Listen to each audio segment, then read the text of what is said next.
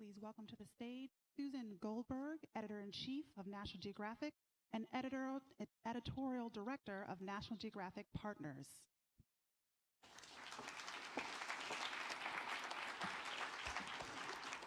Good afternoon, everybody. Thank you so much for joining us today at National Geographic. I feel like speaking with the Society of Environmental Journalists, I ought to be just saying welcome home, because doing environmental journalism has been one of the hallmarks of National Geographic for our 132-year existence.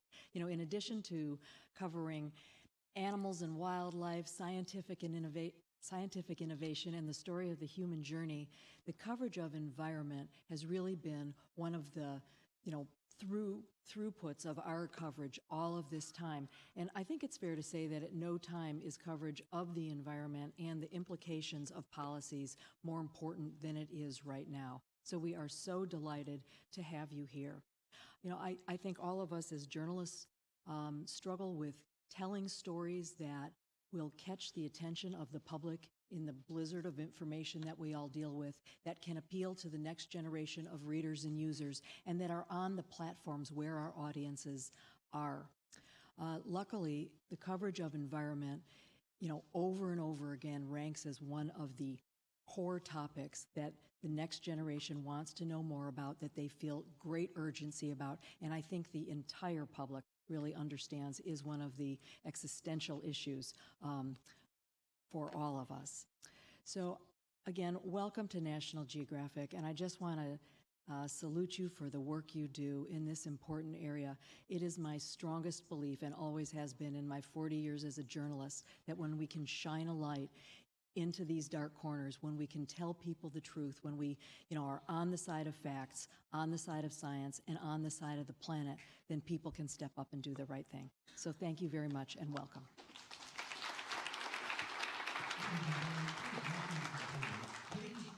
Chief of Media and Public Affairs for the National Geographic Society.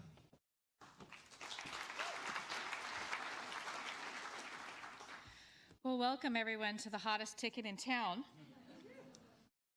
Thank you for braving the weather and the traffic to be here. On behalf of everyone at the National Geographic Society, we're honored to be your host and to sponsor today's program in partnership with the Weiss Campaign for Nature.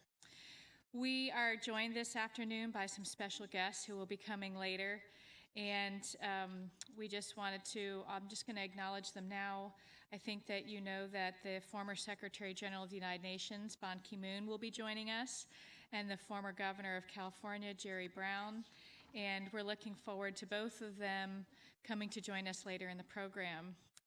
I have had the pleasure of getting to know many of you since the beginning of my career here in Washington in 1992. I see Cheryl Hogue, Lisa Friedman, many of you way in the back, in the dark depths, in the back of the room.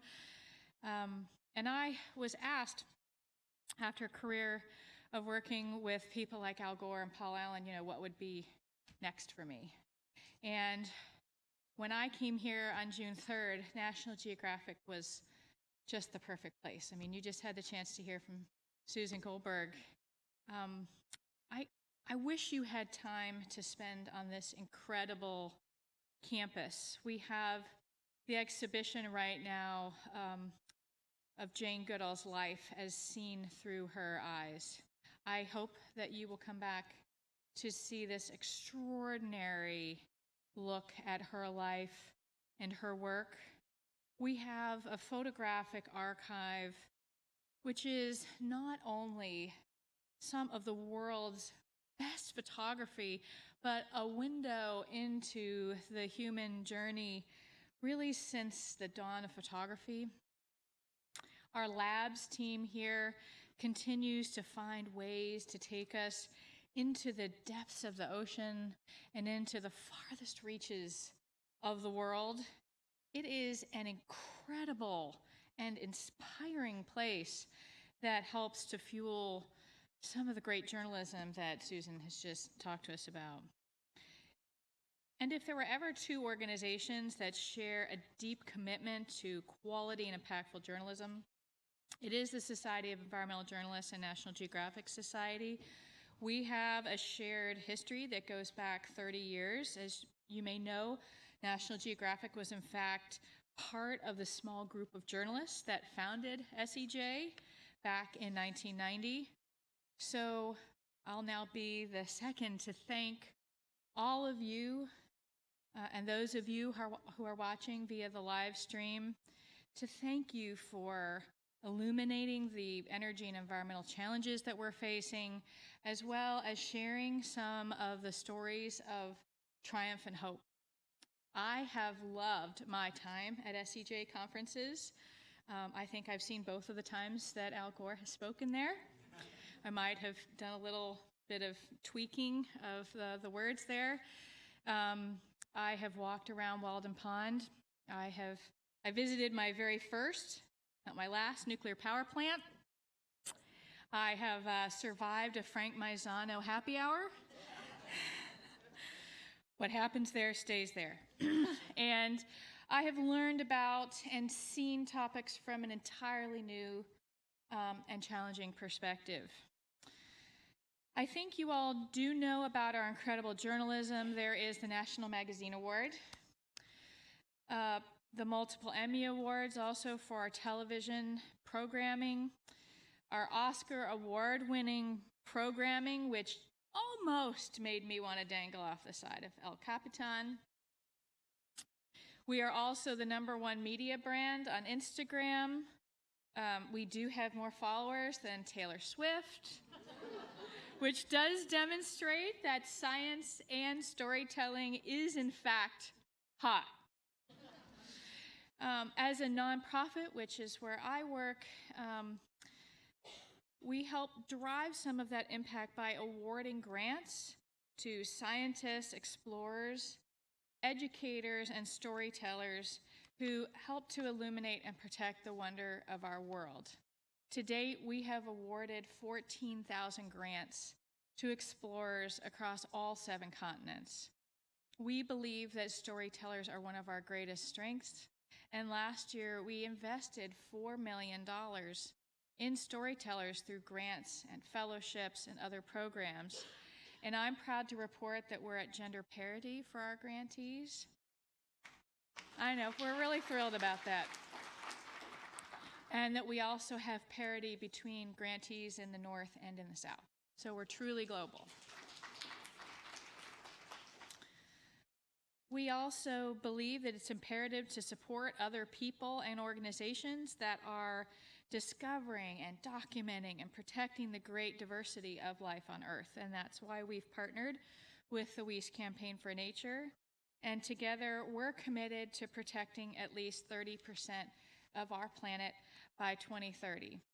We see nature and climate as 2 sides of the same coin, and that's why we're working on natural climate solutions. So we're here in 2020. It's the 50th anniversary of Earth Day. We know it's a big year for the Paris Agreement with the talks coming up at the end of the year. There are the ocean talks, and of course, the Convention on Biodiversity talks in Kunming, China at the end of this year. So together, we're going to be working with world leaders to take transformative action on a global deal for nature, which the Society feels is critical to advancing our biodiversity goals. So to you, the Society for Environmental Journalists, and those who are supporting science and exploration and storytelling, we just want to commend journalists for the work that you're doing to create a more informed future. Thank you for connecting us to the world, informing us, and giving us hope. For us, it's profoundly meaningful. And to close, I'm going to leave you with a video. It wouldn't be National Geographic without one. And thank you.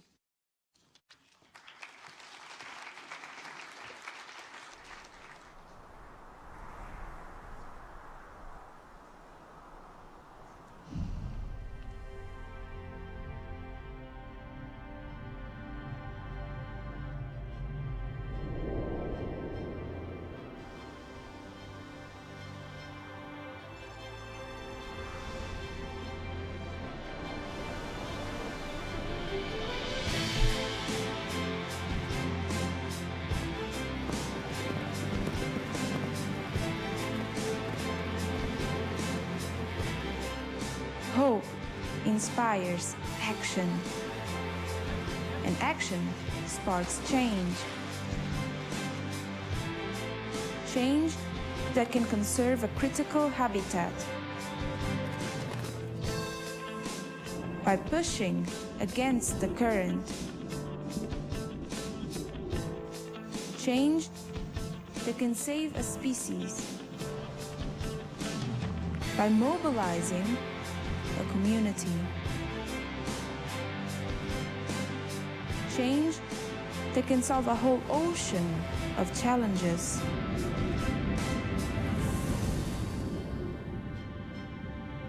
Together, we can create a healthier and more sustainable future.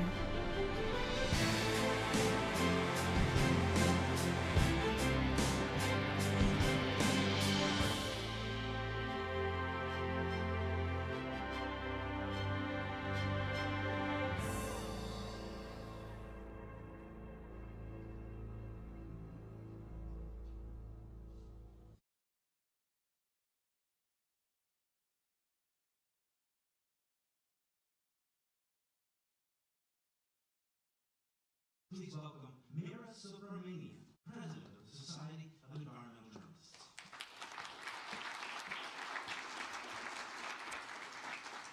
Hello, thank you so much. That was spectacular. I want to thank Kaylee and Susan and all of National Geographic Society for hosting us today in this absolutely beautiful space.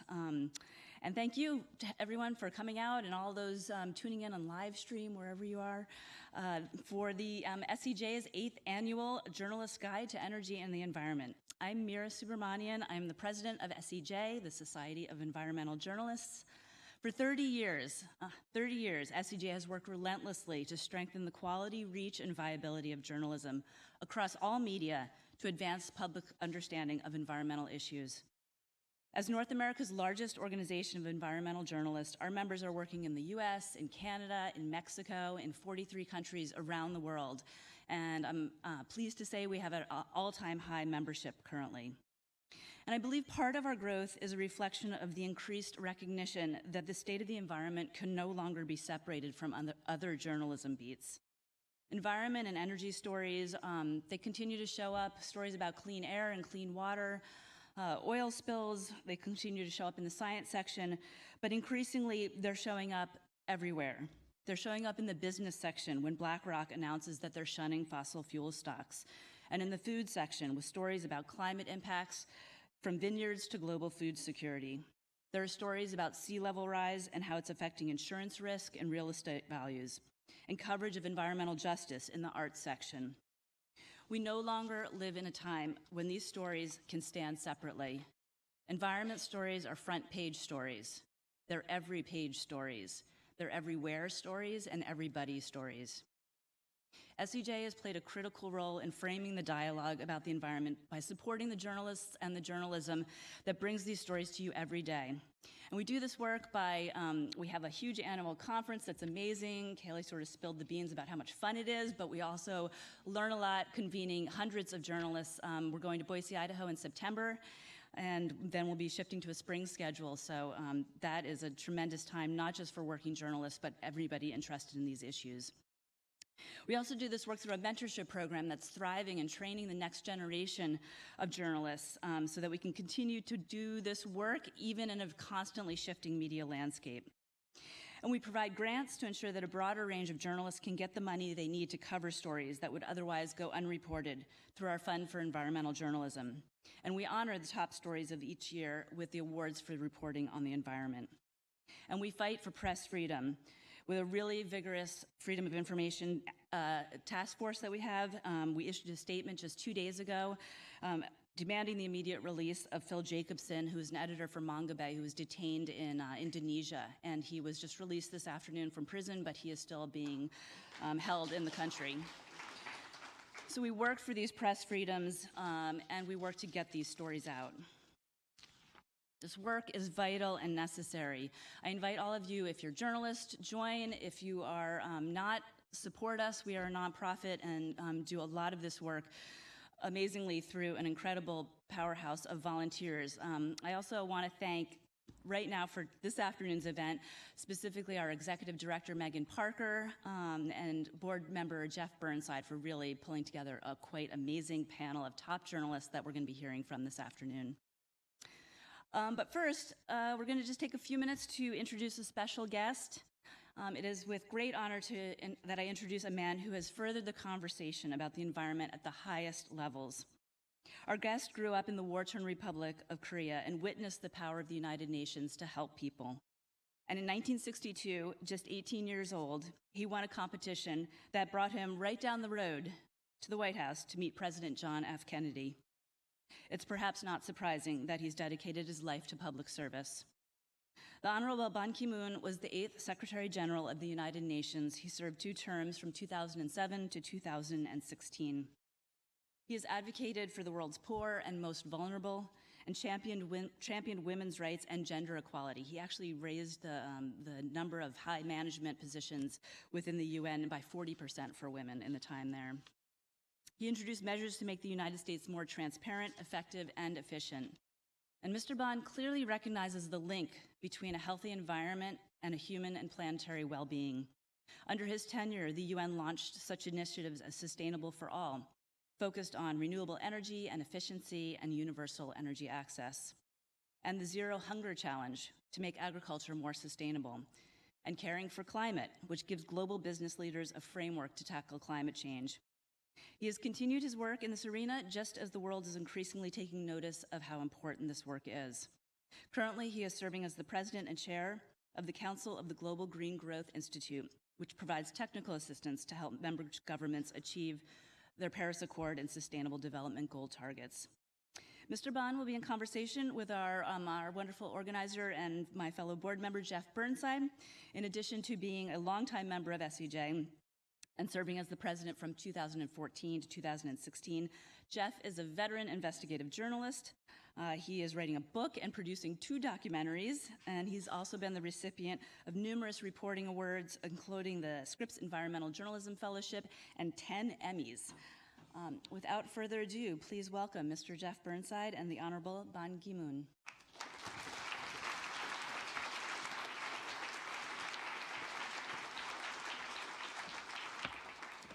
I am not Ban Ki-moon.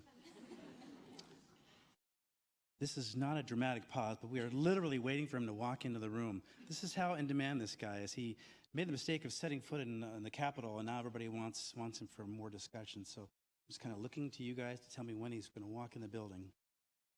He's in the building. So if you're watching at home, grab one more cup of coffee, and we're literally going to take just a moment to pause and wait for Mr. Bonds to take the stage with us, okay?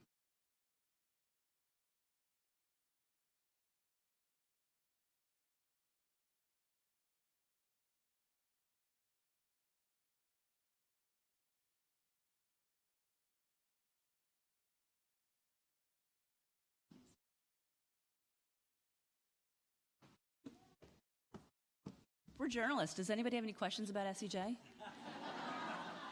I do like a comedy routine, but you wouldn't want to see it. Oh, good.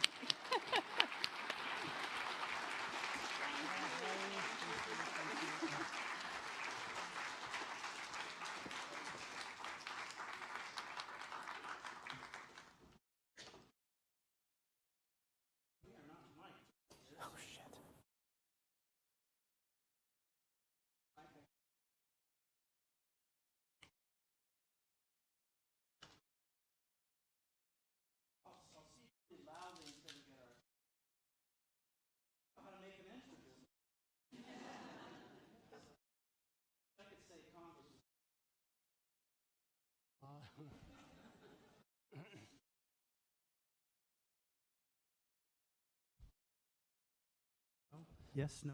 There it is. Thank you. So thank you for spending some time with us. This is largely a group of journalists and engaged citizens, and also journalists watching online around the country and around the world. Many of them have covered you in the past. They've heard your stump speeches, so I'm going to challenge you to move past that and tell these guys something they don't know yet, okay? How's that for a good challenge? Never so many journalists at one point and one place like this. But I have had maybe hundreds of interviews, maybe, yeah.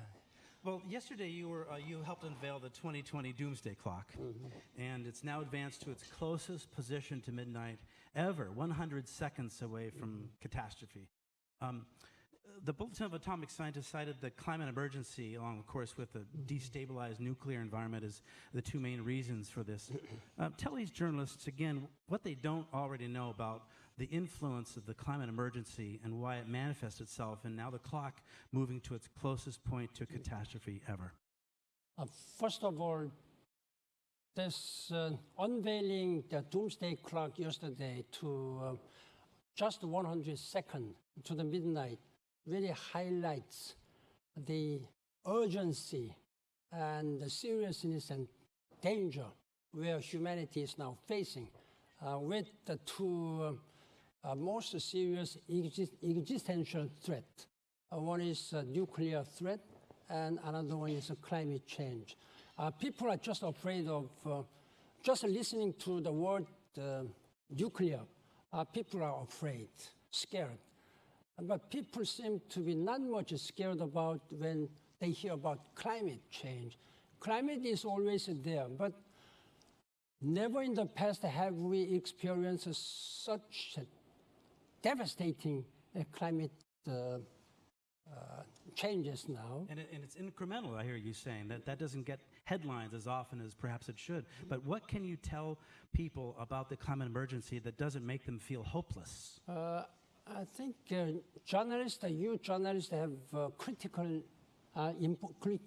important role to convey the truth so that you can hold leaders, political leaders and business leaders or society leaders to account. This is very important, but there are not many people still that the fact that climate change is happening and approaching much, much faster. Now look at the case in the bushfire, just sweeping almost all Australia. This is just unprecedented now. Just look at all these small, island countries, Bahamas and South Pacific. The whole national GDP is just devastated by one cyclone and hurricane. Therefore, that is, as I interpret it, is sort of a warning of the nature that people must hear to the voices of the nature. Yeah. And it's interesting because you are probably in touch with current world leaders, perhaps more than anybody because of your past positions, and you're now unburdened by elective office. I want to know, what are world leaders telling you, without giving away any names, about their view of President Trump and his environmental positions, but also his overall foreign policy? What are they saying about us to you? I've never met President Trump, so I don't want to have a bad feeling against me by President Trump. But I'm a free man. I'm a free civil society. Then I have been listening and hearing from many people, particularly from the ground, business people and people of the civil society, and people who have been really fighting to address this climate phenomena. Then suddenly, while whole international community leaders have been working very hard to address this climate change and negotiating, I think one of the most difficult and complicated process of negotiation, this Paris Climate Change Agreement. Then just with the change of administration, now President Trump has decided to withdraw from this Paris Climate Agreement. United States is the second largest greenhouse gas emitting country, but the largest economy, the most responsible, most resourceful, and most powerful country. So everybody has been looking to the United States to make our commitment implemented. Now with the whole sudden announcement, then people are utterly angry and frustrated. I think his decision, if I may say, as a former Secretary General, that I think politically speaking, very short-sighted and morally irresponsible. Scientifically speaking, that's dead wrong. Whatever he said is wrong. It has already been clarified, evidenced by what is happening in the nature, and it has been tested and experimented by more than 3,000 world's climatologists, scientists. The IPCC, Intergovernmental Panel on Climate Change, has made it repeatedly clear through their successive assessment report, fourth report, fifth report, and 2 years ago, in October 2018, IPCC has announced another report saying that 2 degrees Celsius is not enough. So it is vitally important that we must contain global temperature rise below 1.5 degrees Celsius. And in that regard, are other countries, through your contacts, making a distinction between President Trump and America? I think that's my position, personally. I'd like to differentiate from American people to President Trump. Now, President Trump, as President of the United States, has made a decision, but the people on the grassroots, I think they are united. That's one source of encouragement, in fact, even though U.S. government itself is not acting. But at least, as I understand, the 12 largest states, like starting from California, Ohio, Washington, Oregon, Massachusetts, and New York City, I think at least 12 governors. They're not all Democratic governors, Republican governors, and Democratic governors. And at least 1,000 big CEOs of big companies, they are in, and at least many mayors. I understand more than 350 mayors of major cities. They believe that climate change is something which they have to address, otherwise we have no hope. So they organized what is known as We Are Still In campaign. We are still in campaign. That is sort of a bottom-up campaign, grassroots campaign, that has given very big and encouraging news to the people around the world. Yeah. And if the United States, in some future date, in some future administration, rejoins the Paris Agreement, can other countries trust the United States to stay in the agreement since it's been so difficult? I think at this time it's only the United States who has officially informed to withdraw from the Paris Climate Agreement. This will become effective November 4th this year. Yeah. But if we rejoin in the future, let's just you can. You are welcome anytime, even tomorrow. Yeah, anytime. I bet you'd like that, wouldn't you? I do have one other question for you before we turn to the audience for questions. Given all you've done and all the positions you've held, I want to know 2 things. What keeps you up at night? And what is your greatest hope? There are still many conflicts are taking place. There are more than 70 million refugees there. This number, 70 millions of refugees, is the only one, when we experienced this kind of situation during Second World War, when the whole world was ravaged by war, tragic war. But in this era of affluence and prosperity and communication and information, now we have that number of refugees. Why? People are fighting and people are not taking care of their own people. And there are very few, almost none, political leaders who have a global citizenship with a broader global vision. So they are always working on a short-term gain. When I mean short-term gain means electoral gains. So for them, election is much more important. And your greatest hope, Mr. Ban?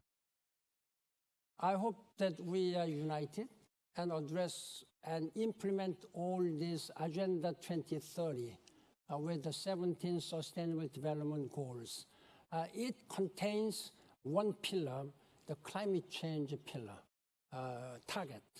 So it covers all spectrums of peoples as well as our planet Earth future, starting from poverty eradication and preventing people dying from, needlessly dying from preventable diseases, and make sure that all the children should have good quality education, and the smart cities and the water, sanitation and energy, all the jobs. These are something which are essential for our daily lives for all the people around the world. Now, these Sustainable Development Goals is the most ambitious, most far-reaching vision the United Nations has ever presented to the world. Now, since the beginning of our humanity, I think people have been wishing for some better life with affluence. But particularly, as we start the 20th century, then people have been really aspiring to have this. That kind of aspiration was materialized in 1987 when we issued what is known as a Brundtland Commission, our common future. That was the beginning of the work of the United Nations. Then there was a 1992 Rio Summit, the Earth Summit. For the first time, they were talking about the climate change now. Yes. They realized that something was happening. Then we really tried to address climate change, and we negotiated the Kyoto Protocol. But unfortunately, at that time, the Vice President Al Gore signed on behalf of the United States, but the Parliament, the Congress never ratified it. So U.S. has always been outside of this climate agreement. You know, it's interesting. You have such gigantic items on your list of things to do. Do you ever have like, oh, I got to get wheat bread at the grocery store, and I'm also out of milk.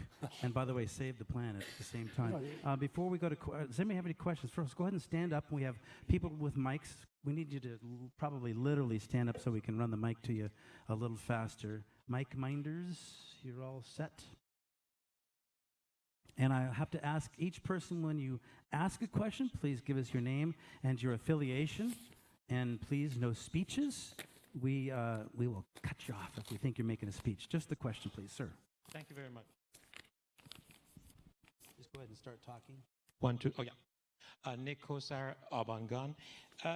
Mr. Secretary, under your leadership, the right... Just mic closer to microphone. Okay, is it good? Okay. Under your leadership, the right to water became one of the human rights. And corporations and governments are devastating water resources, destroying aquifers all around the world. How could journalists focus on this issue to focus on the human rights part of this environmental devastation? Thank you. Water is a human right. Without water, I think you cannot live. That's very important. But if you travel, there are many people who do not have access to safe drinking water. Still, it's about 700 million people are lacking drinking water, safe drinking water.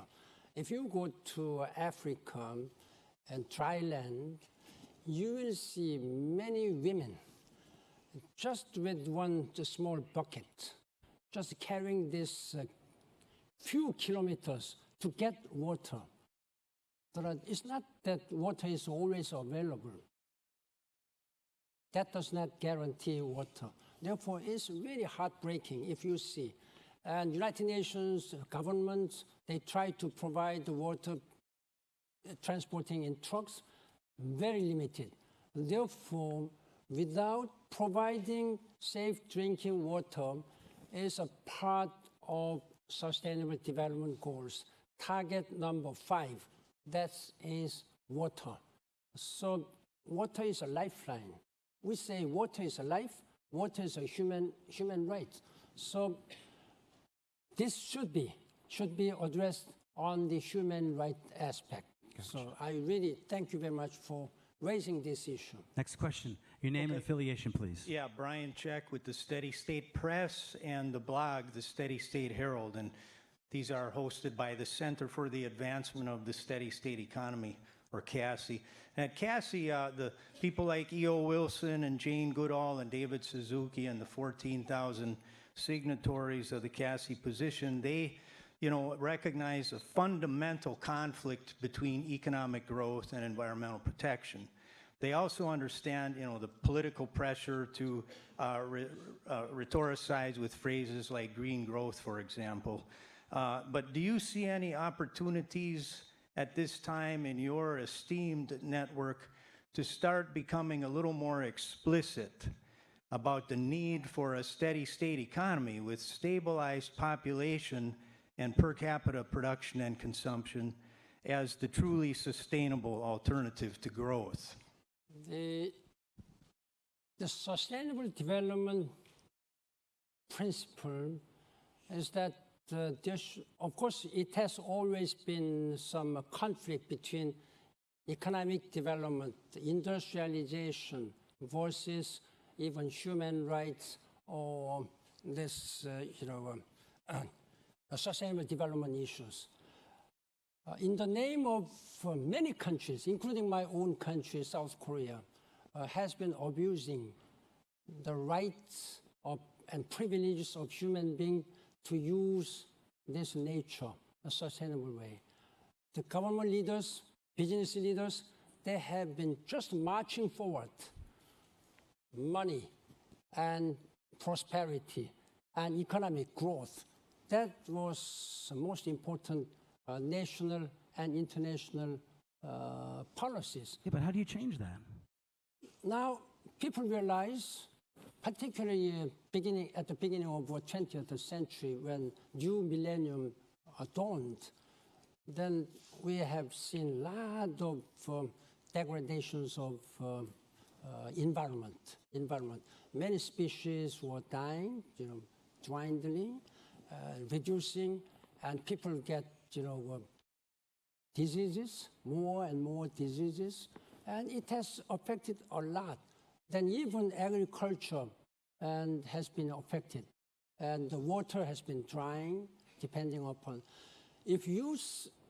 Because of the climate phenomena, if you were to lake chart, you will see once an ocean-like lake has been shrunken into 1/16 of the original size. If you go to Aral Sea, once a sea, because of the mismanagement, in the name of provide agriculture, cotton industry, this Soviet Union was just diverting the big river into another place. It has completely dried up. The challenge, I'm going to guess you would agree, the challenge is when these environmental impacts are over here, but an economy is over here, and the leaders of that economy don't see necessarily the tie, nor do they have the guidance to make changes like that. Prioritizing, just to live, you have to eat, and you have to something to eat. That may be necessary for survival, but in a longer term, that's a short-term goal. Longer term, this degraded environment will just spoil agricultural productivity, and it will, help, it will affect this long spell of drought, etc., etc. Therefore, the priority at this time, UN is strongly giving guideline that sustainability should be the guideline at this time. I want to thank you for your time, Mr. Bond. Walking in right on cue. That was magnificent. Thank you very much. We appreciate it. Ladies and gentlemen, Secretary Thank you. General. Thank you very much. I'll let you walk off right here.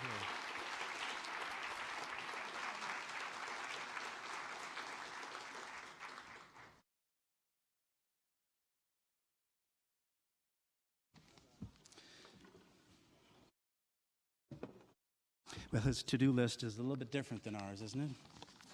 Thank you very much. So let's see, the Doomsday Clock was unveiled yesterday, as we said. The Right to Life March is today, and the impeachment trial.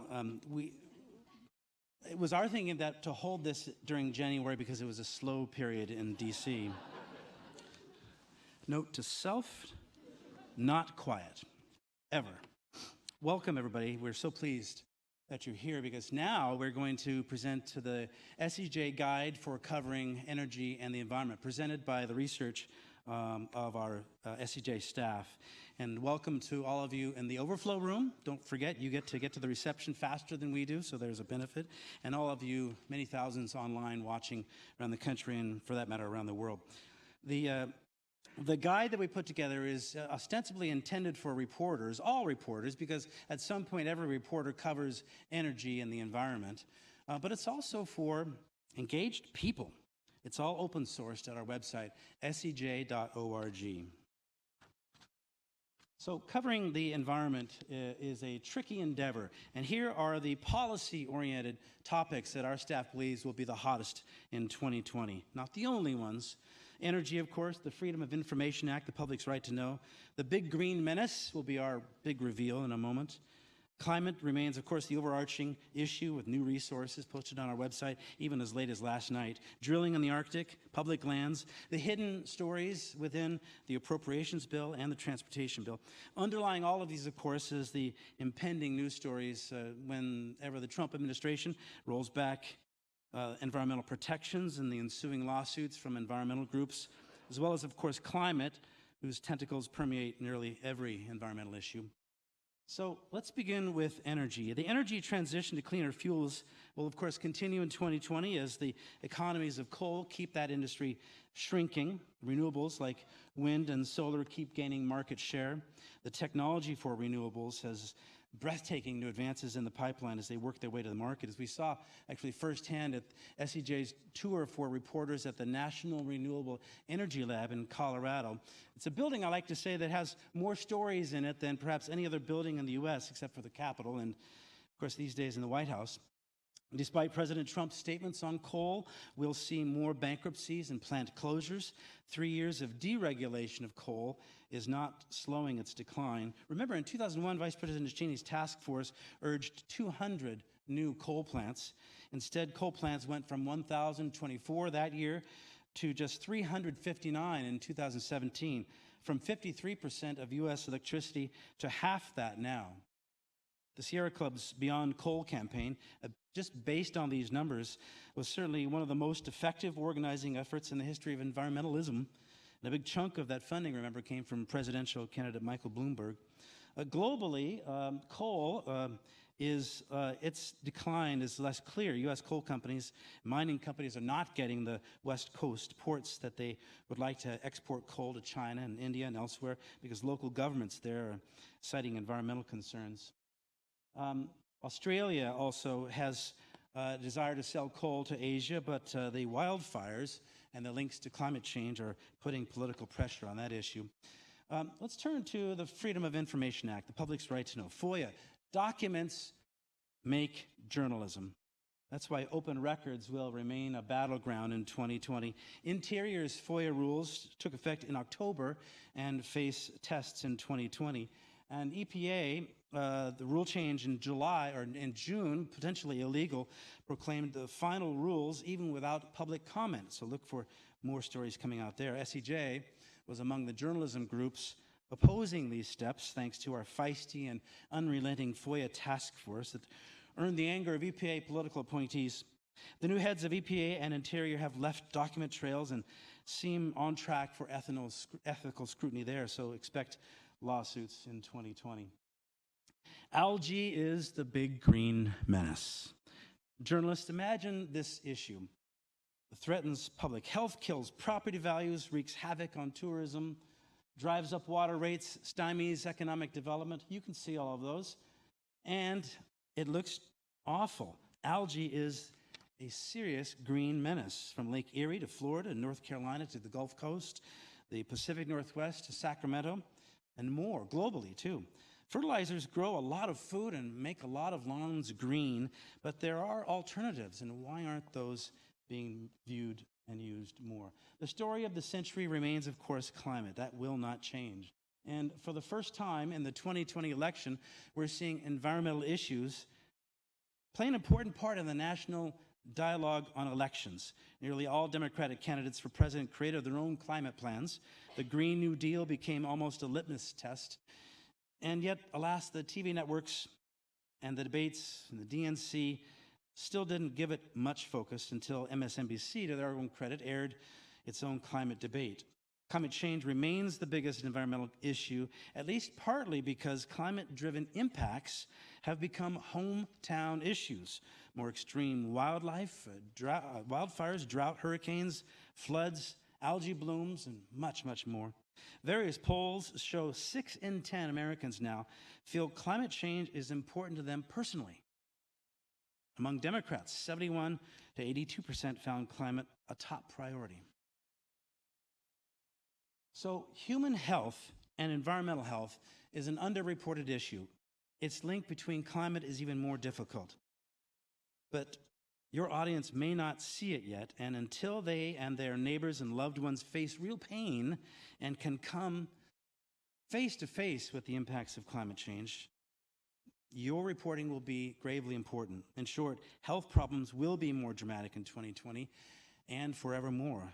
This is a long list of story ideas on the impacts of climate change to human health. Too long to read aloud, but you have a strong understanding now. Remember, check our website, sej.org, for contact information to groups that can get you started.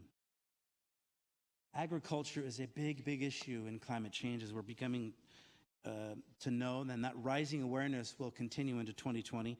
Agriculture isn't always the villain here. Climate and environmental issues can go both ways on this. There are lots of heroes out there that reduce agriculture's impact on climate and the environment, but the mindset, the politics, and the money remain key.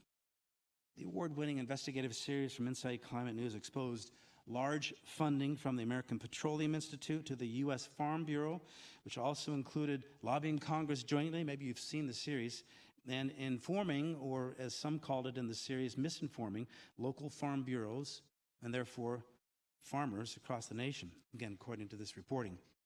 The environmental stories are everywhere in agriculture. For example, how much water and fertilizer are being used by the main crops in your area of reporting? Are those manure ponds leaching into the groundwater as they are in so many places? Are your state ag inspectors too friendly with the farmers? What do the records say? What do the tribes say? Fishermen? And which farmers and ag operations are in fact going the extra mile to be environmentally friendly? Good journalism also covers those who do it right. More actions in ANWR. This is the forever on-again, off-again environmental story. It's back on again.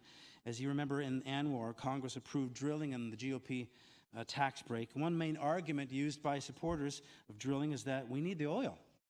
Well, that may not be as true these days. In fact, we are an oil exporting country. So it may be worth asking whether the interests of the nation and its consumers are the same as the interests of oil companies who use this public resource and sell in the aggregate to oil to other countries. One main argument against drilling remains the 19.3 million acres of pristine, priceless, undeveloped land for caribou and their calves, polar bears, wolves, migratory birds, so much more. At a time when a growing number of people think we should perhaps be veering away from developing more fossil fuels. once again, the economics may not be there for some oil companies, but if Interior does pull off a lease early this year, the sale will almost certainly face legal challenges from environmental groups, and that will extend the timeline further, possibly past the 2020 election, even perhaps the beginning of a new Congress or even a new administration. Grazing on public lands. Public lands in general remains a huge issue. Grazing is one of the most contentious. The Interior Department vows to redo the wildlife regulations on grazing now. BLM Chief William Pendley spoke at an SCJ conference recently in October, made headlines again when he defended the administration's continued push to rebalance in favor of ranchers, miners, and drillers. And as I said, BLM is planning to revamp those regulations in 2020. Appropriations. Now, as every good journalist knows, the really good stories are in the boring documents like budgets, and appropriations is exactly that kind of way. In 2020, the appropriations bill, which signed last month, there are tons of great stories. So let me just click through them, because in the House bill, there was some environmental pork. You can see the two House bills there that went into the final passage. A lot of them were cut. Environmental groups say those cuts were draconian. It's $250 billion.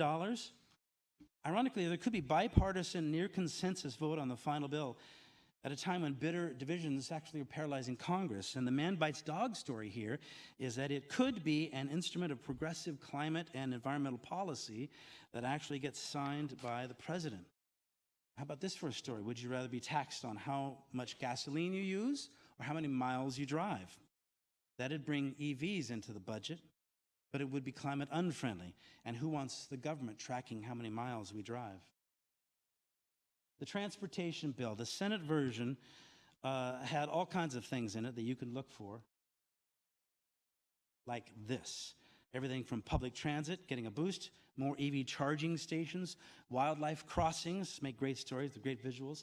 And last on our list, permeable pavements. I love that story because it's sexy.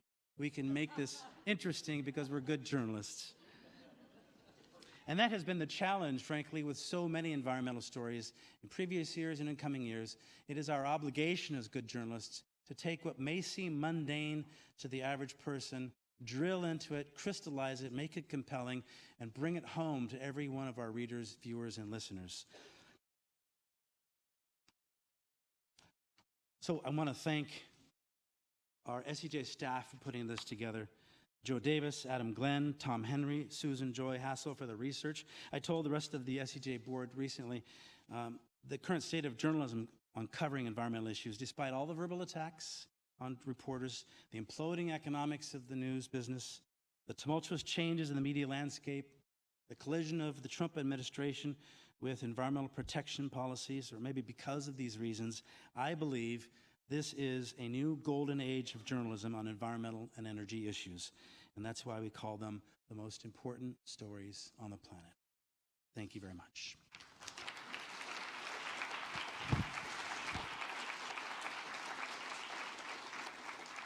Now I have the distinct honor of introducing our moderator today. Bobby McGill covers energy, public lands, endangered species, and climate change for Bloomberg Environment in Washington, D.C. He's covered the two most recent international climate talks in Spain and in Poland. Previously, Bobby reported for Climate Central in New York. Bobby is an SCJ board member and served 3 years as SCJ's president. Ladies and gentlemen, Bobby McGill, our moderator today. Thanks, Jeff. I'd like to ask the panel to come on up.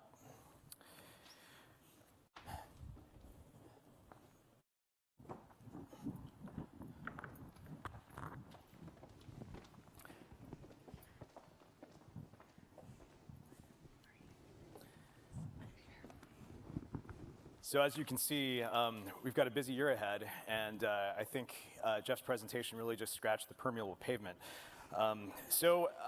Let's talk about what's coming up. It's an election year.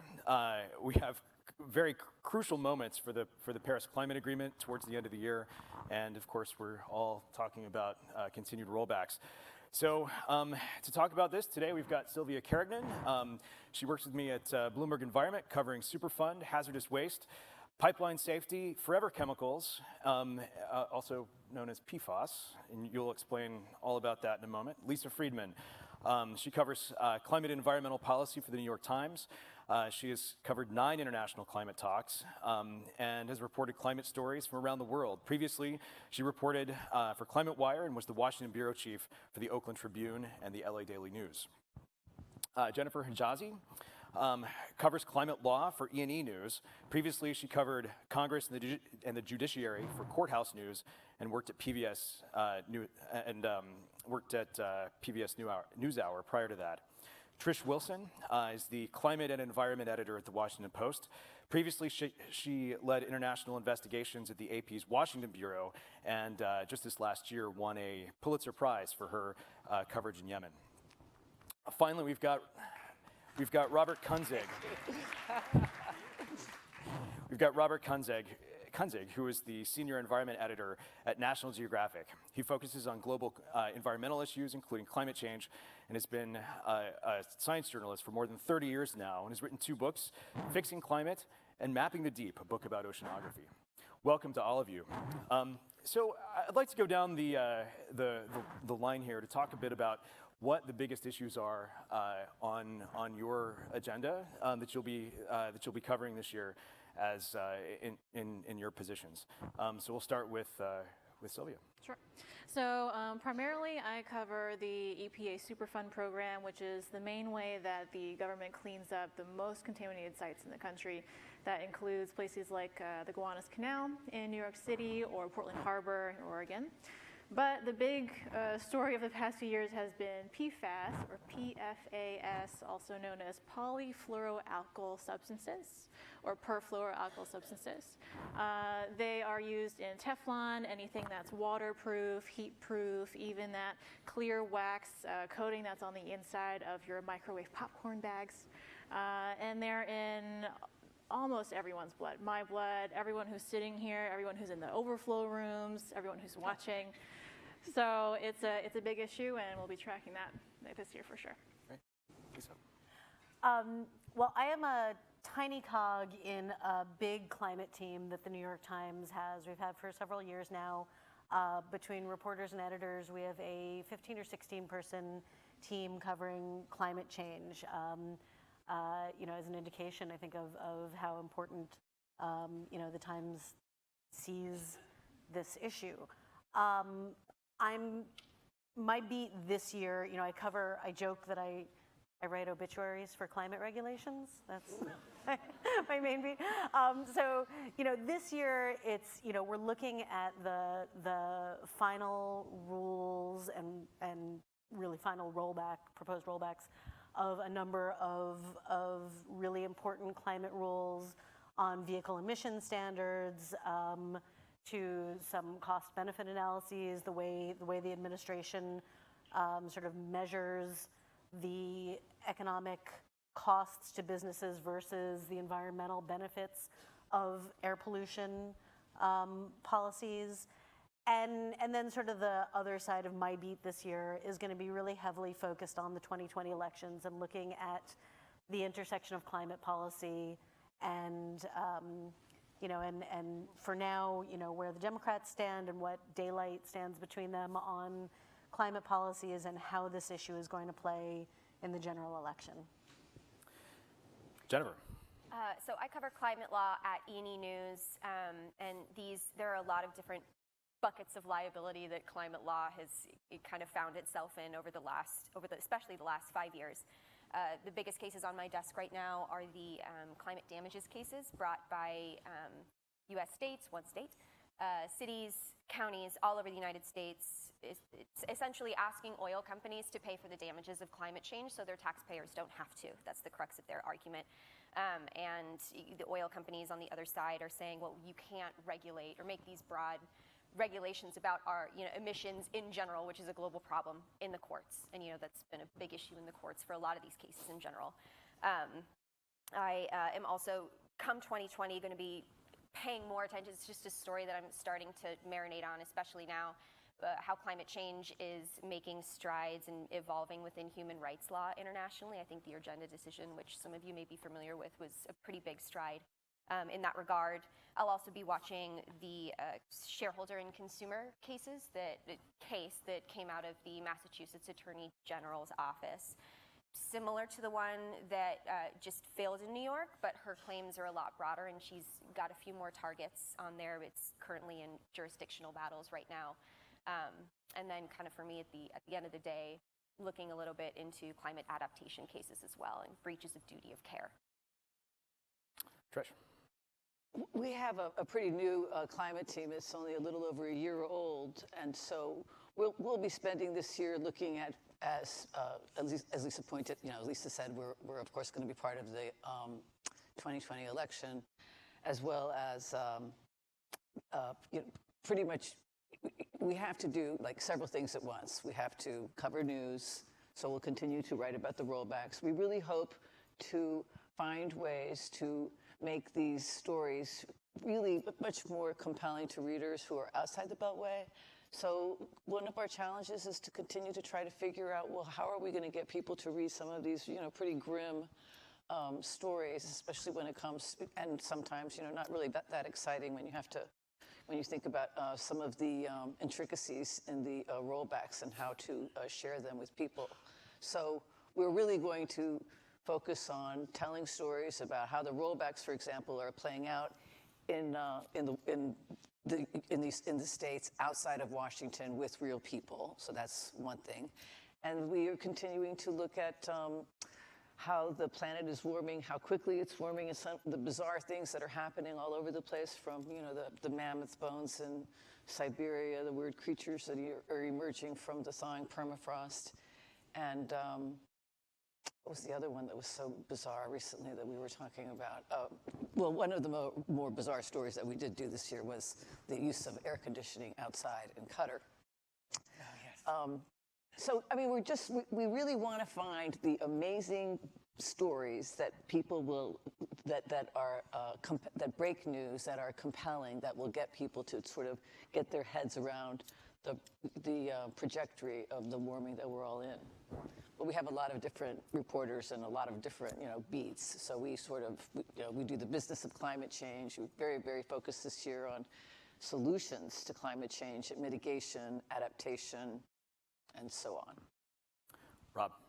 I'm going to plagiarize something Lisa said and say I'm a medium cog in a small team, and we have a big planet to cover, and we are completely unable to keep up with our colleagues here who do such a good job on covering the daily news. Although we're really trying to up our digital game, we're still also a monthly magazine, and so we are forced to take the long view and look at the big picture, and we're covering the same. Our big focuses are climate, with COP26 coming up, that's going to be a big thing. But like Trish, I am looking for ways to remind people on this that we're living in very scary times, but also in very exciting times, to do stories that keep open the possibility of human action and that show examples of where people are sort of bending the needle. So I'm going to be looking at how the numbers are changing this year. Is this going to be the year where emissions really plateau? Renewables are taking off, but we're still 80% of our energy still comes from fossil fuels. That hasn't budged. Is it? I'm looking for signs in the changes in the big picture. The other big issue for us is biodiversity, and I think Kaylee mentioned the conference coming up in Beijing. It's another COP.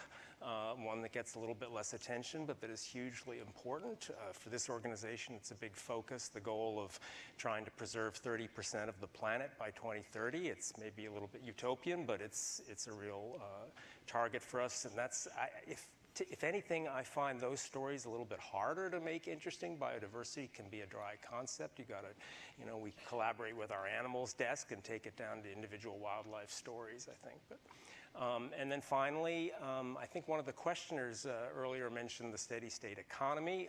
We haven't written about that, although I've been thinking about it for years, but we do have a big report coming that I actually worked on myself on the circular economy, which is something that gets to the sort of like the question even bigger than climate, which is, can we redesign the whole way we operate on planet Earth to start, having less less impact in all sorts of ways. So these are our big topic areas. We can talk more about specifics. So I want to start sort of on the international level with regards to climate policy. COP25 in Spain this year was there were a lot of threads left untied at the end of COP25. 2020 is going to be a sort of a momentous year for the Paris Climate Agreement because countries have to come back to the table with their NDCs or nationally determined contributions, their commitments to essentially carbon cuts. What are you guys watching in terms of countries sort of coming back to the table with their commitments this year? I mean, I can start on this. I mean, so, the next UN climate negotiations is coming just after the presidential election. It is no accident. It was set up like this. And so you're having this very intense international moment, and all eyes are going to be on the United States. So, as you said, the last UN climate negotiations was most people agreed, an enormous disappointment. Wealthy countries, including the United States, blocked even a non-binding language that would encourage countries to come back with a greater ambition to reduce emissions next year. At the same time, countries are, with the exception of the United States, remaining in the Paris Agreement, remaining committed to their carbon reductions. I think that, everybody is going to be looking at what the United States, who's there for the United States and what they do. And I think, Jeff got at a really good question to Ban Ki-moon earlier that I think, the Secretary General kind of sidestepped, but, the rest of the world has seen the United States, they've seen this movie twice now, right? Where the US has joined an international climate agreement in Kyoto first, then Paris, and then backed away. And when I talk to diplomats from other countries, a lot of the conversation revolves around, well, even if there is a Democrat who takes the White House in 2020, and the US does get back into the Paris Agreement, what does that mean? How much can other countries really trust the word of the United States at this point, given that we flip-flop so much on international agreements? So another issue that plays into international climate policy and has been a pretty significant issue at international climate talks recently is the connection between human rights and international climate action. What are you watching for? I think, Jennifer, this is on your beat. What are you watching for in that arena? I would like it to start being on my beat because I think my beat now is really always taken up by the climate damages cases. That's what everyone's been watching, and especially Juliana. That's what everyone's been watching, which is kind of a tangent to that as well, too. It deals with constitutional human rights to climate. And I think what I'm looking at as a legal reporter and from a legal perspective is how climate change is evolving within the international human rights legal framework. I think climate as a human right, there have been plenty of statements, there are statements and affirmations about that going back to the early 2000s. But in terms of how I hesitate to use the word codified, how it's being codified, but how it's being affirmed more and more within legal frameworks that could potentially become obligations and could potentially be enforced in a certain way is something that's going to be interesting to me in 2020. I think the Urgenda decision was an especially big deal. The Dutch legal system allowed for consideration of UN human rights frameworks to ultimately make the decision to compel the Dutch government to reduce emissions. All that, caveating all of that with these statements, especially the one that just came out on the migration issue, that they ruled against a climate migrant who he fled to New Zealand and he appealed to the UN to stay, and the UN was like, no, the Human Rights Committee said, no, you can't stay in New Zealand. They gave you the due process necessary, but if enough is not done to mitigate and adapt for climate migration is going to be an issue in the future, and countries may not be able to send climate migrants back. And that's really strong language, albeit it doesn't have any immediate impacts right now, but it's still really strong language, and it's language like that that I'm interested in seeing moving forward. Back to my caveat, all of this stops at all of this language stops at domestic law. So while the Dutch government may have been able to use it, or the Dutch High Court may have been able to use this kind of language in their decisions, in a U.S. court, likely a U.S. judge is not going to be looking at it in the same way at all. So it's just, but climate liability is being tested right now. So I'm interested to see how that specific test on a human rights level internationally is going to play out. You mentioned the Juliana case. The Ninth Circuit decided that recently, and I'm wondering what you think the fallout of that is going to be.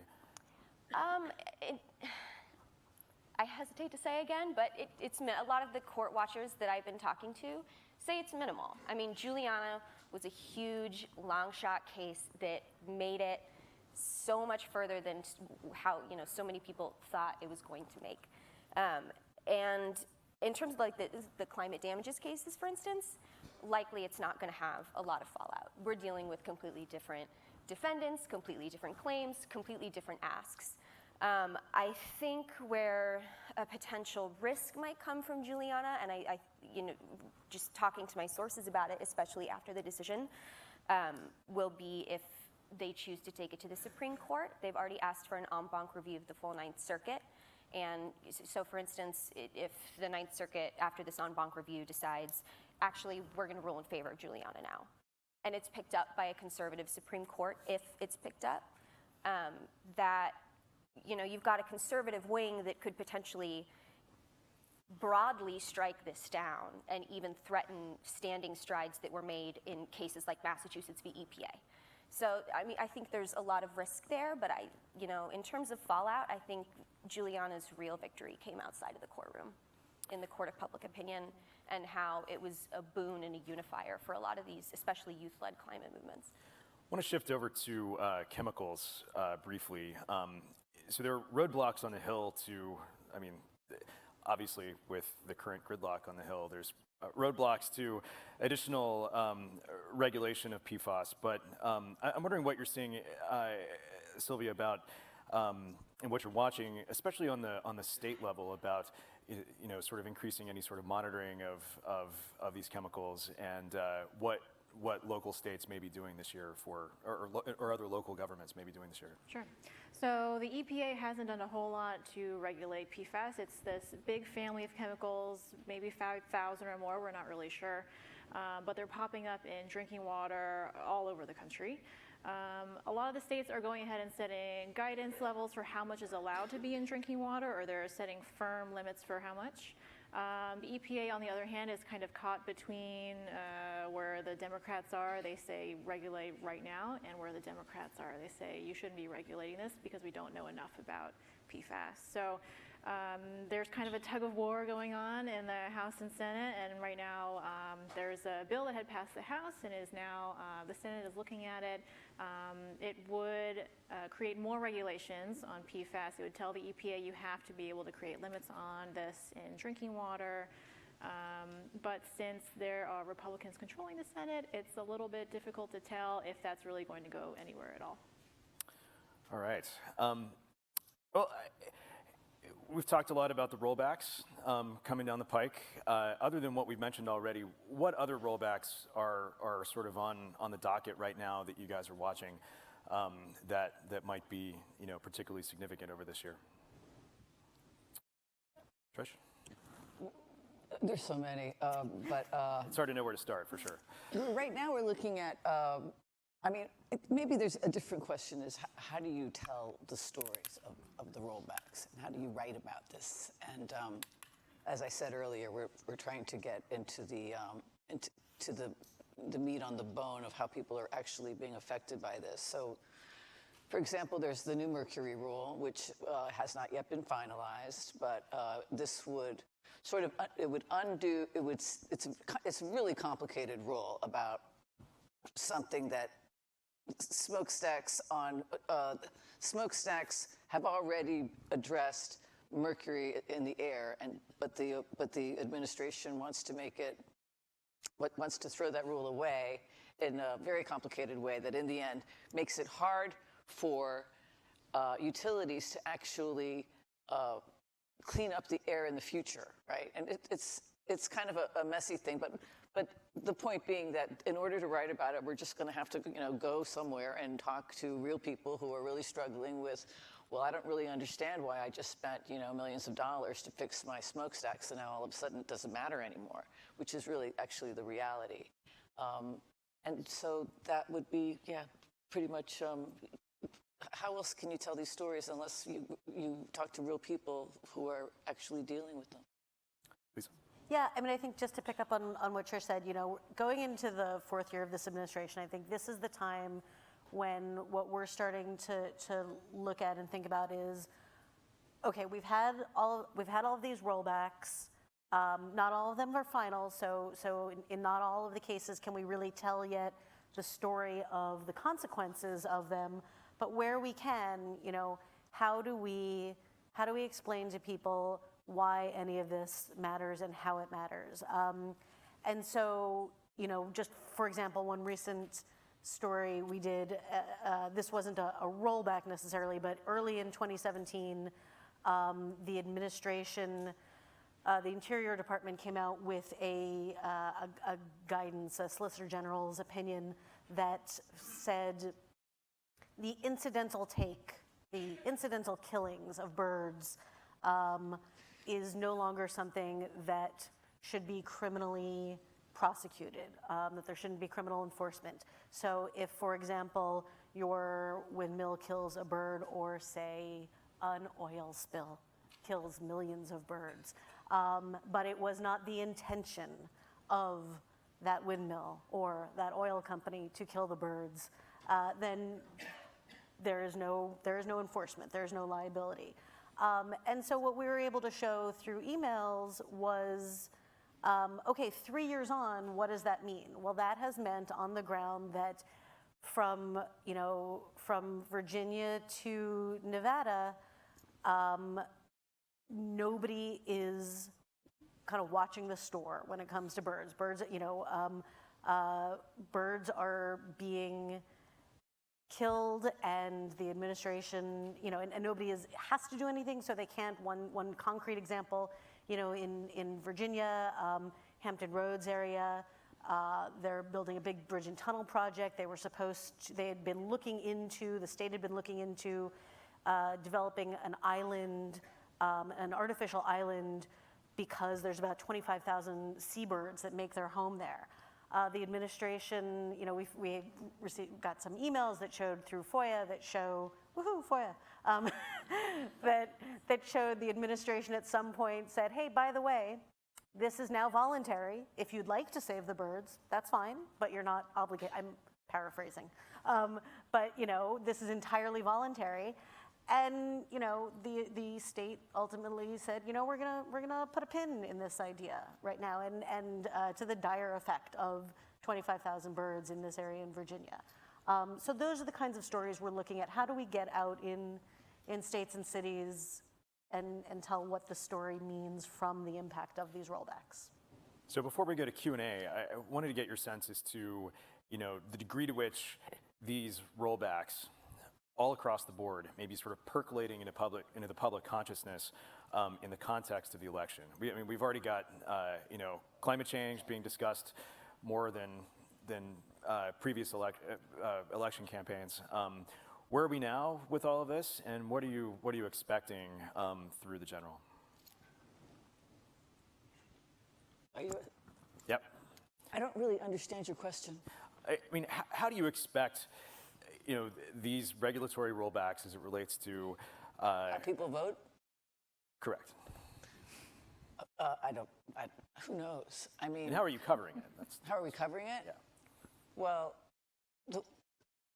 there's been some disagreement about how significant climate change and the environment is going to play out in the coming election. I think that, or I hope that, the emergence of youth consciousness about climate could potentially have an impact on what happens. So in my view, I mean, we just did like a survey about how people feel about climate, and people really do, you know, the majority of Americans are very concerned about climate change. We know that. Whether that's going to translate into a vote for a administration that would want to do something about climate, I have no idea. I don't understand what's happening now. Anybody else have thoughts? I mean, you know, as long as I've been covering climate change, every election, you know, we're wondering, like, is this the year that climate change matters? And I think it might actually be the year that climate change matters.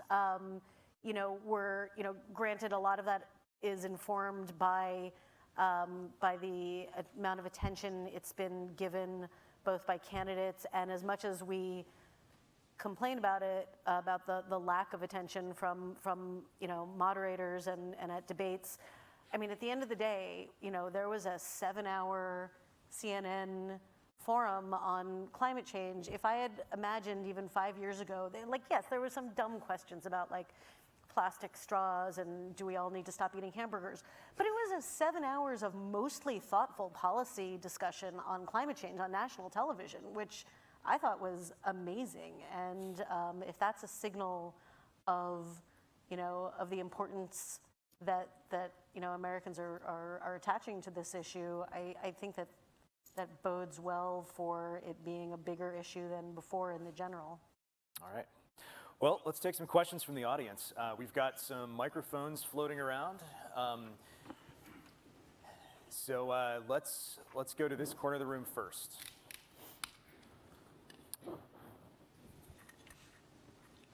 I'm wondering if environmental... Oh, and before you go on, please identify yourself. Just say your name and your I'm Peter affiliation. Humphrey. I'm an intelligence analyst, and all my degrees are in geophysics. I'm wondering if environmental journalists are under any obligation to mention things like Greenland has been really green 6 times in the last 600,000 years.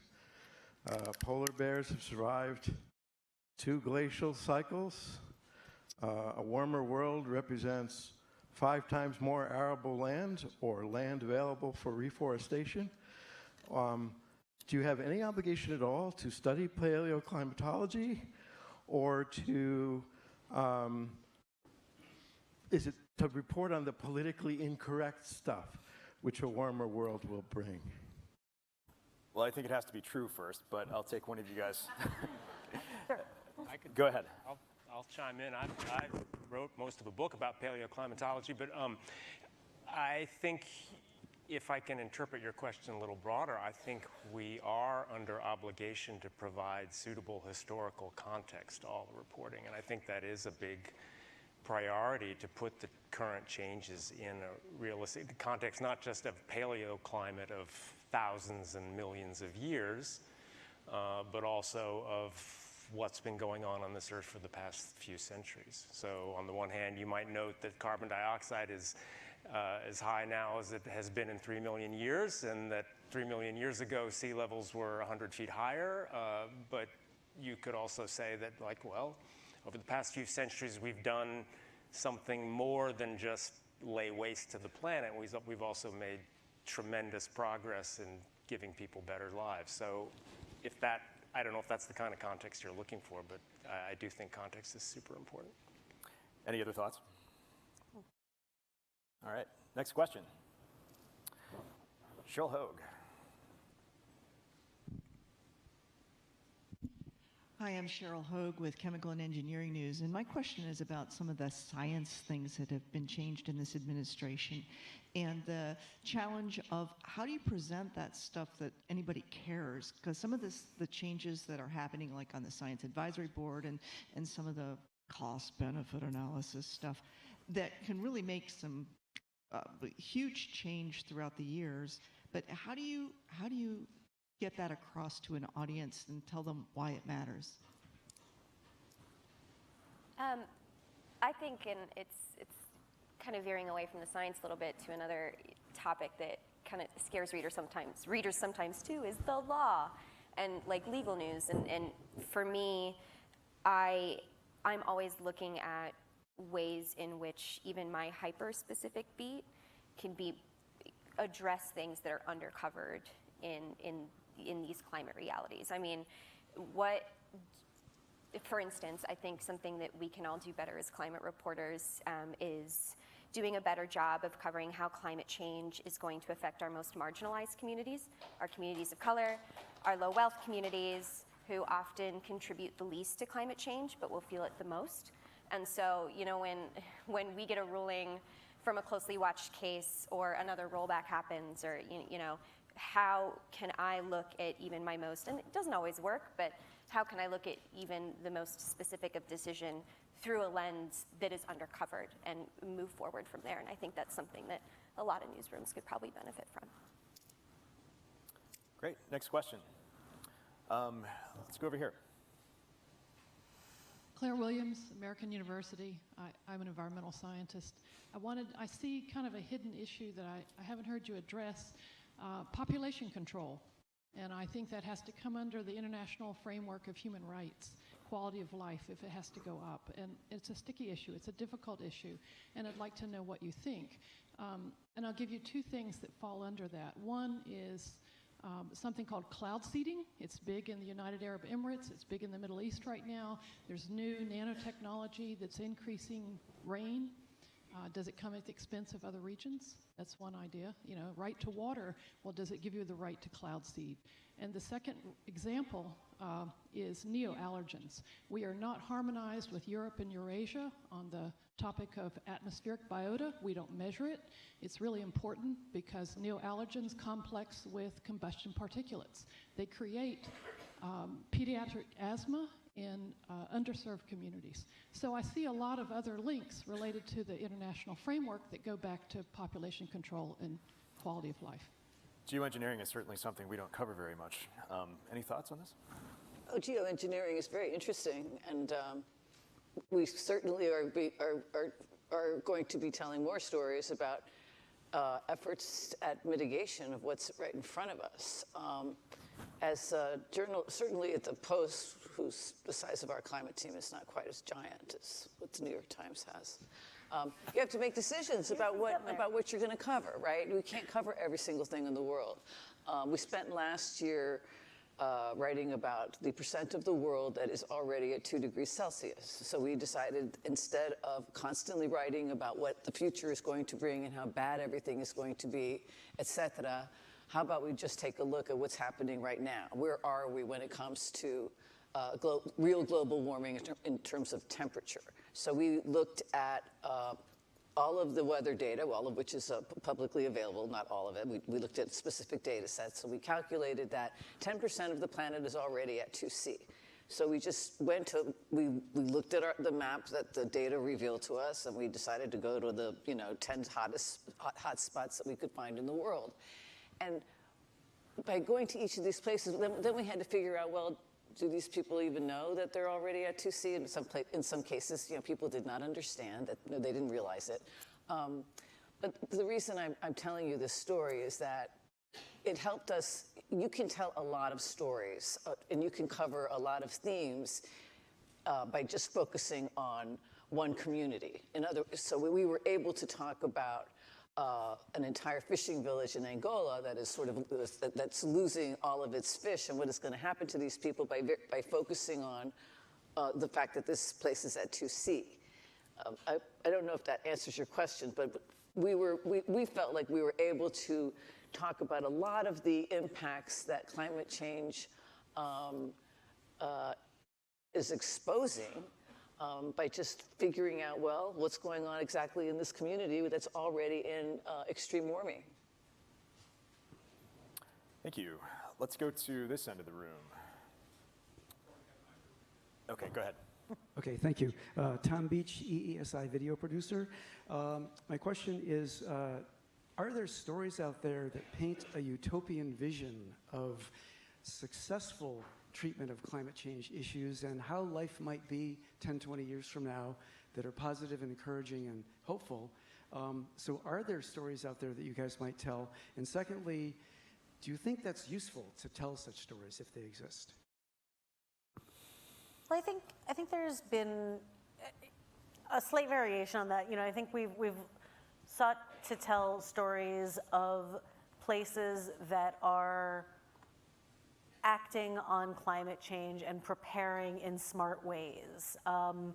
Copenhagen comes to mind, as one place that is doing a lot of innovative things, both in its city and Costa Rica is another. And when we do those stories, I mean, some of the things that we look at is, well, how hard is that to replicate? Is this country able to do it because they have some unique, government structure that just couldn't possibly work here?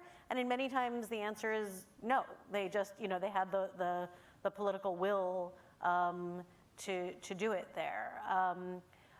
We haven't looked at, I think, what you're talking about, which is maybe what is a vision of a sort of climate-friendly city or state or country look like? And I think there's a lot of space for that in coverage. Can I chime in on that too? Sure. I think that's a very good question. I'm a big believer that if you don't have good dreams, you got nightmares, as a character in Diner said, if anyone's old enough to know that movie. But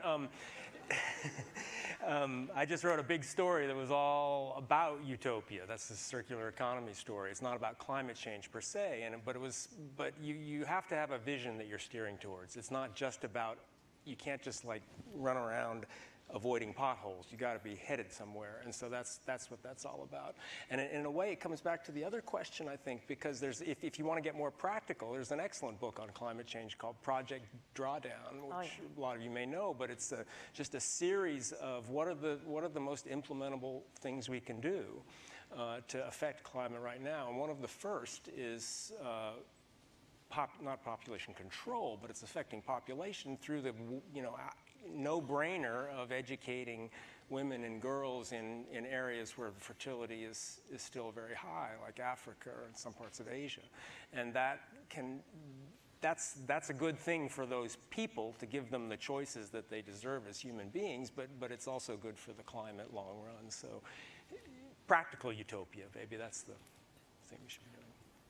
Next question. Let's go to the middle of the room. Oh, you've got one there. Okay. I'm Emily Holden with The Guardian. My question is more kind of about how you do your job and less about the content that you're writing about. But as on the receiving end of the US EPA press releases, I've noticed a real uptick over the past few months, and this is something that's been going on for a while, on the emails that they send out after a lot of reporters cover a story, questioning the accuracy of those stories. And they'll even quote from the stories. So this week was about the waters of the U.S. rule, and say, here are all the things that we thought were wrong about it, without really giving any factual reason why the stories were wrong. And sometimes the reporters, well, all the times the reporters don't know these are coming, and sometimes they don't even receive them themselves to defend themselves.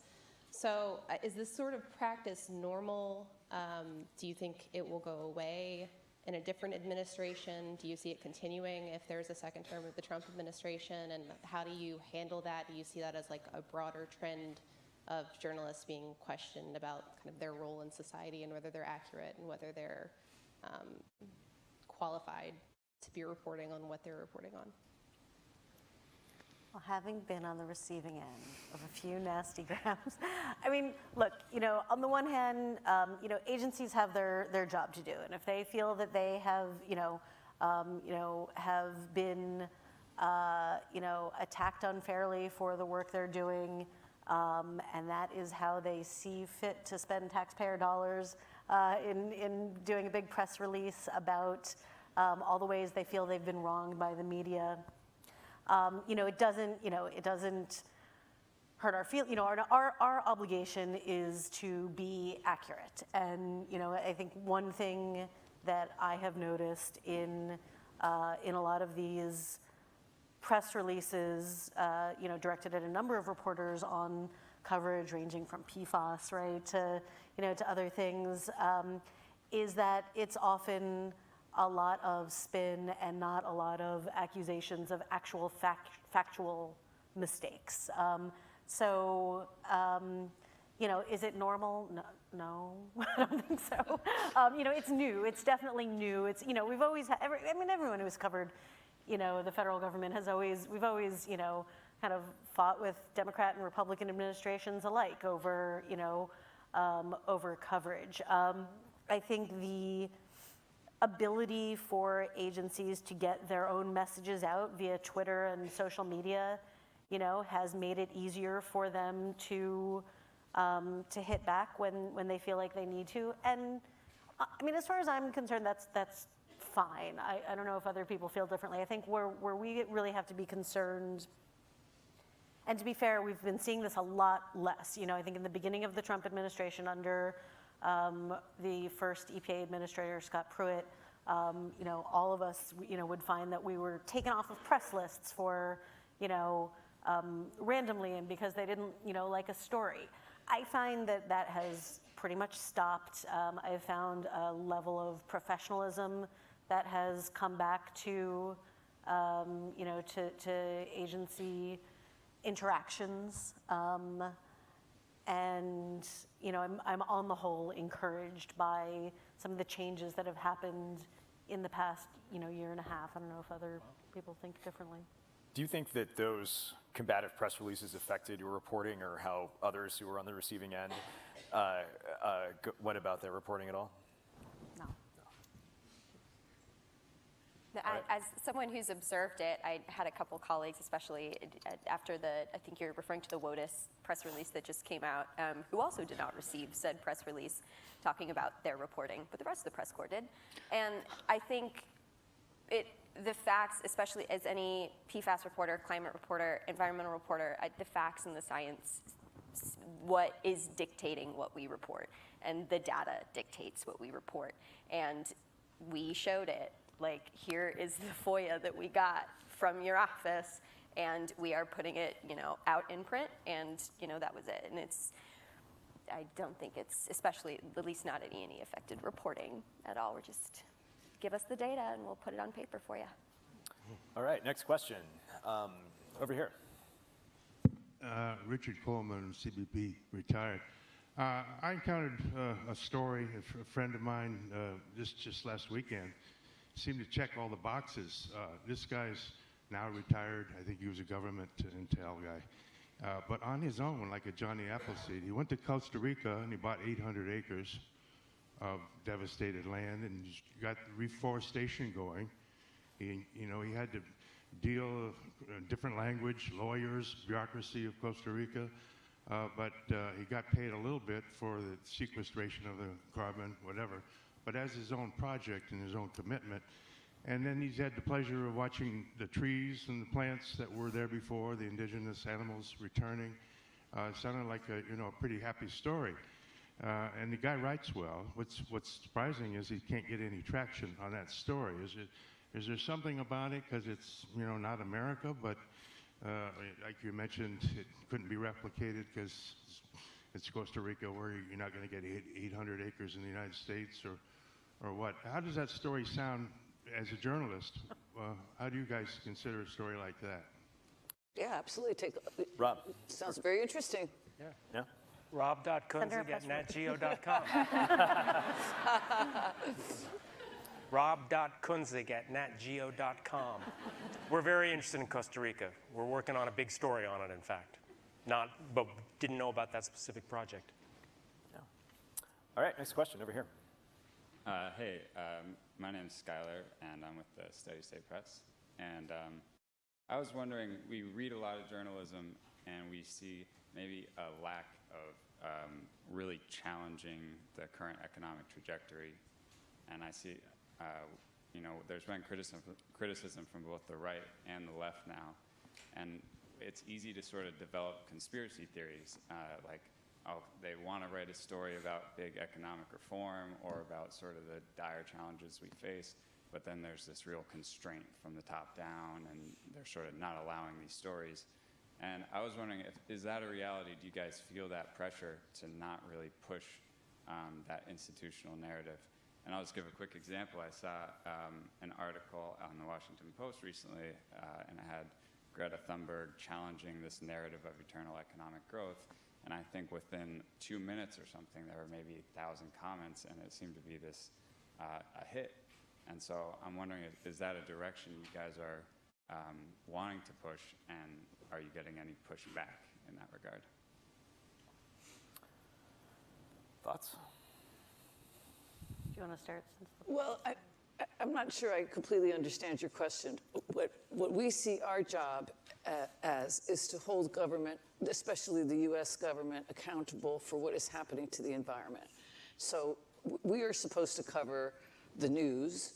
We look at what's going on with scientific advances and understandings about climate. I mean, that is our job. There's no like secret plan. If there's any secret plan, let me rephrase that. Because there's no secret plan. What we're trying to do is just explain to people what is going on. It's true, as you pointed out, that the price of modern life is the planet. I mean, that is. I do believe that. But that, and so what we have to figure, the math is very clear, right? We have 45%. We need a 45% reduction of carbon dioxide by 2030, or we're facing even more climate change, higher temperatures than we're already seeing. So math is math, right? And that's what we're writing about. Does that mean that there's not a lot of nuance and extremely complicated stories to write about what's going on, you know, the modern world, economies, et cetera? Absolutely. This is a huge story. I mean, if you understand what it is that we're facing, the IPCC talked about transforming everything that we do and how we live. This is what we're looking at. And so I'm not exactly sure how to answer your question. The only way to have like a healthy planet where people can continue to have, to advance in terms of human rights and having access to clean air and water and jobs, et cetera, is to kind of go to figure out a way to make climate change, financially lucrative for others, it seems to me. But go ahead. I agree. I think, I mean, I'm looking out at a room full of a lot of journalists, and I know that, the main questions that we're asking in our newsroom when we're pitching stories is, are we telling people something new? Is it interesting? How do we tell this story best? How do we tell this story most factually? How do we tell it on the ground? I mean, those are the bars for our stories, not, is it going to upset someone? All right, next question. Let's go over here. Elliot Nagin from the Union of Concerned Scientists. I'm a former journalist. There's life after journalism, actually. Anyway, I wanted to ask you a little bit about what I've observed over the last 2 decades, where mainstream news organizations would provide a platform for representatives from think tanks and advocacy groups that are funded by fossil fuel interests, notably the Koch brothers and ExxonMobil, or libertarian foundations that have a terrible track record on science and environmental issues, but because journalists are trained to give both sides of the story, they were quoting these people. Fortunately, they're not quoted as much anymore in the mainstream press. They are quoted on FoxNews.com and Breitbart and Daily Caller, though. They still have a life. They're still there. But for years, these folks were quoted, and very rarely did reporters ever say where they got their funding or rebut their lies. And when news organizations provide a platform and quote a source, they give those people a seal of approval as a legitimate source, a legitimate player in a debate, when often they were not. I still see these stories in the Washington Post and elsewhere on the renewable issue, and also on the issue of rolling back the Obama-era tailpipe emission standards and other standards that are going on right now. I see these people being quoted, and they'll say these organizations they represent are conservative or free market, when by and large they're getting most of their funding from the Koch brothers or other interested parties. Why don't news organizations point out where the funding is coming from? So why don't you need to let your readers know who's paying for these people and who is supplying them with their talking points. Thank you. So the essence of the question is, when should journalists disclose the funding sources of the organizations we quote in our stories?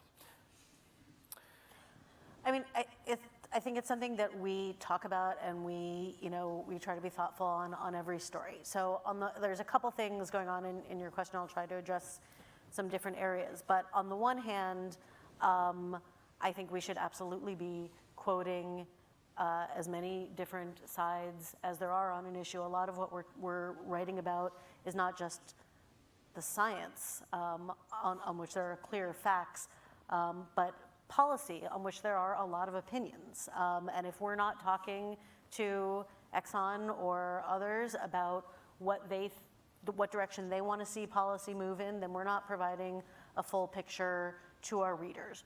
When it comes to scientific facts and letting companies or others spin or throw out simply inaccurate facts, I think that's where our obligation comes in to counter it with in most cases the science, or in other cases other economic studies that have been done to show other numbers. Economics, I think, is where things get pretty squishy. For every study saying X rollback is going to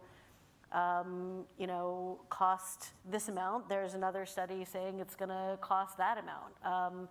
And so we are always looking in our stories at how do we get in the most variety of voices and show where different groups are on the policy, while also truth squatting the facts. So this also seems relevant to, say, chemicals reporting as well. I mean, how do you navigate this as a chemicals reporter and waste reporter? And in what circumstances might you disclose the funding of an organization or any organization really related to your Sure. stories? So we talk to a lot of trade associations, and I think the best way that we can talk about where their funding is coming from is to name the companies that are involved or members of those associations, so that people know, who's represented here in this quote, or who's represented in this position that they're taking on this particular thing. So that's the easiest way. Great. And sometimes you can't do it. There are many stories where all of us do it, but you can't do it in every story. Sometimes you've got 500 words to write a story on some decision that was made an hour ago, and some of the funding information might not make it into that story. There are other times when we have more space and broader leeway to really get at who is behind the various positions. All right, we just have a few minutes left. Let's take one more question. Go ahead. My name is Farzin Illich. I'm with Howard University. And my question is, what explains the disastrous failure of the U.S. environmental movement? And for example, I give you a lead. If 32 million American adults are functionally illiterate, so they can't read your articles, they can't read your books, we can see a system that's really organized around mass ignorance, because that's 32 million, then you can go up another 100 million who can't really read what you write. So maybe the question is not the environment. Maybe there are blind spots on much deeper levels that we have to deal with first. I'm not sure how to address that question. Rob? I'll take a swing. I would question the premise of your question of the complete failure of the U.S. environmental movement. I think this is a place where we need some historical context and look back at the first Earth Day 50 years ago and consider what the environment was like in this country then. So it is, the Potomac isn't what it was. The Cuyahoga River isn't catching on fire. You can breathe in Los Angeles. These are significant achievements, and we shouldn't forget them. we are failing absolutely, at least at the federal level, to address the most significant environmental challenge of our time. But we're not really completely failing as a nation. There's lots of stuff going on that is inspired by the environmental movement in cities and states around the country. So I don't accept your argument. Well, I don't even have to get to the question of whether it's because Americans are all illiterates, or too many of us are. I don't know. I doubt it. It's worth saying, though, that the climate, in fact, the environmental movement, I mean, the climate protest movement it seems to be having is huge right now. So I agree with my colleague here that we don't agree with that, because it's obviously we're having protests all the time, all over the world, every Friday in Washington. And it's in part because we have the environmental movement, that we have the Wilderness Act, we have all of our environmental laws. They all very, very strongly influence the passage of those laws. The question is, I guess, where does policy go next, given our current situation with climate change? Which brings me to my next question, and concluding question, actually. The science of climate change is irrefutable. Things are becoming more and more urgent. We're seeing explosive wildfires in Australia, sort of symbolizing, at least for the moment, the acuteness of the level at which climate change is tangible for all of us. In your reporting, do you call it a crisis? Do you call it an emergency, as the Guardian has done as part of its recent style change? And if not, I mean, when is it acceptable to call it a crisis, or a climate crisis, or a climate emergency? Lisa. We don't not call it a climate crisis. We don't use it. We haven't used it in headlines. We certainly quote people as saying that. I think I think generally we try to avoid labels in most things, and it's something that we are still discussing internally. How's the Washington Post? How is that conversation going on in the Washington Post, or is it? It's exactly what Lisa said. Yep. I mean, it's the same, but there's no no, you cannot use that word kind of thing. It's just that it hasn't elevated to that level.